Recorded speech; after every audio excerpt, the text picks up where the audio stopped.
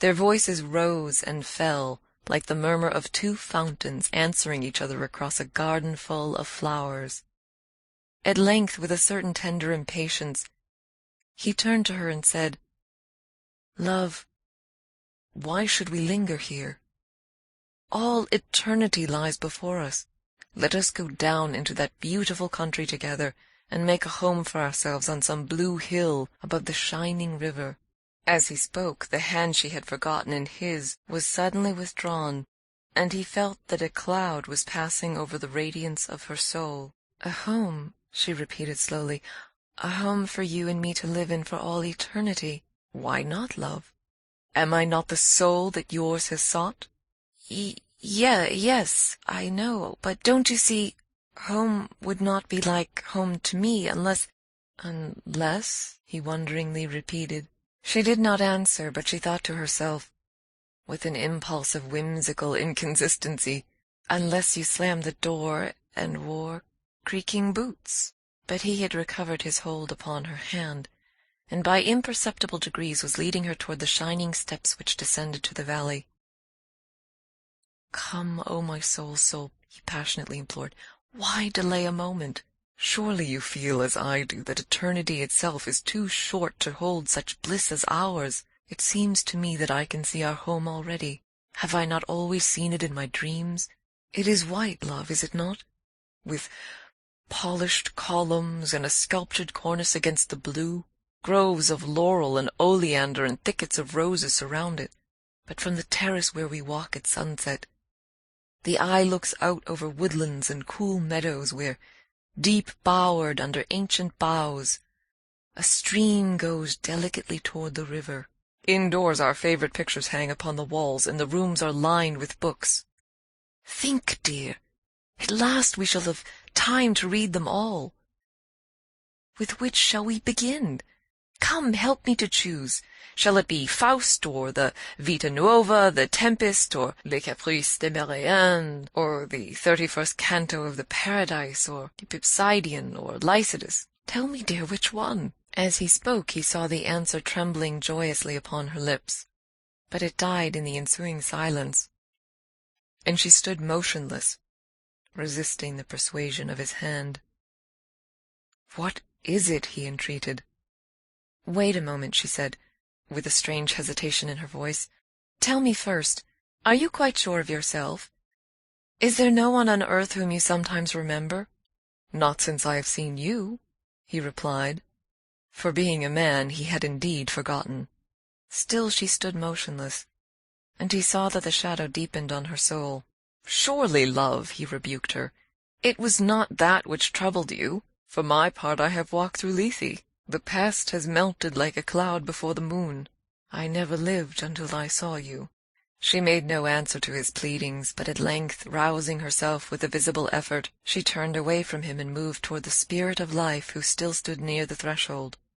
"I want to ask you a question," she said in a troubled voice. "Ask," said the Spirit.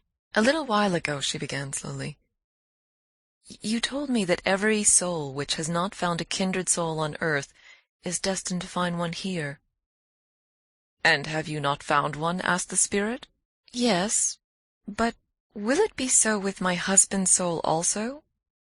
"No," answered the Spirit of Life, "for your husband imagined that he had found his soul's mate on earth in you, and for such delusions eternity itself contains no cure." She gave a little cry. Was it of disappointment or triumph? Then what will happen to him when he comes here?" "That I cannot tell you. Some field of activity and happiness he will doubtless find, in due measure to his capacity for being active and happy." She interrupted almost angrily. "He will never be happy without me." "Do not be too sure of that," said the Spirit. She took no notice of this, and the Spirit continued, "He will not understand you here any better than he did on earth." "No matter," she said. "I shall be the only sufferer, for he always thought that he had understood me." "His boots will creak just as much as ever." "No matter." "And he will slam the door." "Very likely." "And continue to read railway novels." She interposed impatiently. "Many men do worse than that. "But you said just now," said the spirit, "that you did not love him." "True," she answered simply, "but don't you understand that I shouldn't feel at home without him? It is all very well for a week or two, but for eternity. After all, I never minded the creaking of his boots, except when my head ached, and I don't suppose it will ache here. And he was always so sorry when he had slammed the door, only he never could remember not to. Besides, no one else would know how to look after him. He is so helpless. His inkstand would never be filled, and he would always be out of stamps and visiting cards. He would never remember to have his umbrella recovered, or to ask the price of anything before he bought it. Why, he wouldn't even know what novels to read. I always had to choose the kind he liked, with a murder or a forgery and a successful detective." She turned abruptly to her kindred soul, who stood listening with a mien of wonder and dismay. "Don't you see," she said, "that I can't possibly go with you?" "But what do you intend to do?" asked the Spirit of Life. "What do I intend to do?" she returned indignantly. "Why, I mean to wait for my husband, of course. If he had come here first, he would have waited for me for years and years, and it would break his heart not to find me here when he comes." She pointed with a contemptuous gesture to the magic vision of hill and vale sloping away to the translucent mountains. "He wouldn't give a fig for all that," she said, "if he didn't find me here." "But consider," warned the spirit, "that you are now choosing for eternity. It is a solemn moment." "Choosing," she said, with a half-sad smile. "Do you still keep up here that old fiction about choosing? I should have thought that you knew better than that. How can I help myself? He will expect to find me here when he comes, and he would never believe you if you told him that I had gone away with someone else. Never, never." "So be it," said the spirit. "Here, as on earth, each one must decide for himself." She turned to her kindred soul and looked at him gently, almost wistfully. "I am sorry," she said. "I should have liked to talk with you again. But you will understand, I know, and I dare say you will find someone else a great deal cleverer."